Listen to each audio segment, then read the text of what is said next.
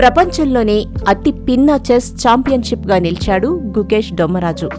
భారత grand master 14 గేమ్ల మారథాన్లో defending champion చైనాకు చెందిన డింగ్ లోరెంను ఓడించి ప్రపంచ చెస్ ఛాంపియన్షిప్గా పేరు పొందాడు.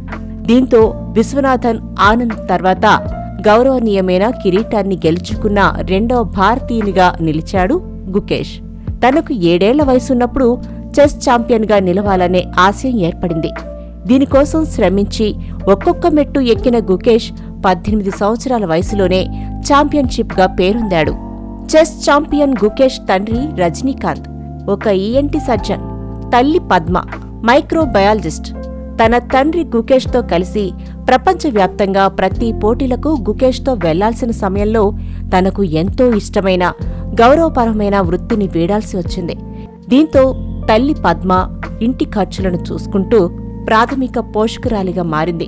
ఇలా ప్రతి ఒక్కరూ ఒక్కో విధంగా కష్టపడాల్సి వచ్చింది.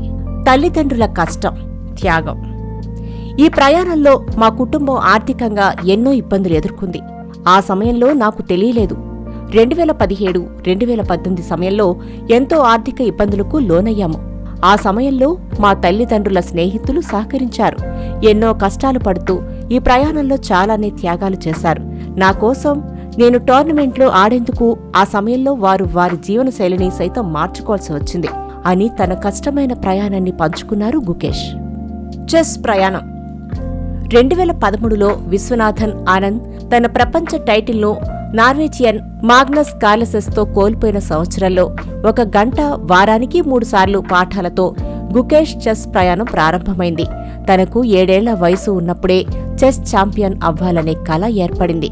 కానీ 18 ఏళ్లకే సాకారమవుతుందనుకోలేదని తెలిపారు గుకేష్.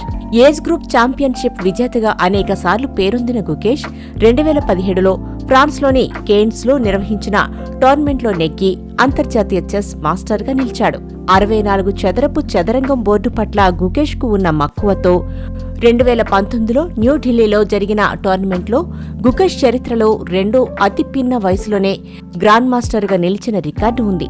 ఈ రికార్డును రష్యాకు చెందిన సెర్గీ కర్నాకిన్ అధిగమించాడు. కానీ తర్వాత యుఎస్ఏ నుండి వచ్చిన భారతీయ అమెరికన్ అత్యంత ప్రతిభ కలిగిన అభిమన్యు మిశ్రా ఈ రికార్డును బద్దలుకొట్టాడు. ఇలా ఒకటి తర్వాత ఒకటి అంటూ మెట్లు ఎక్కుతూ వెళ్లాడు గుకేష్.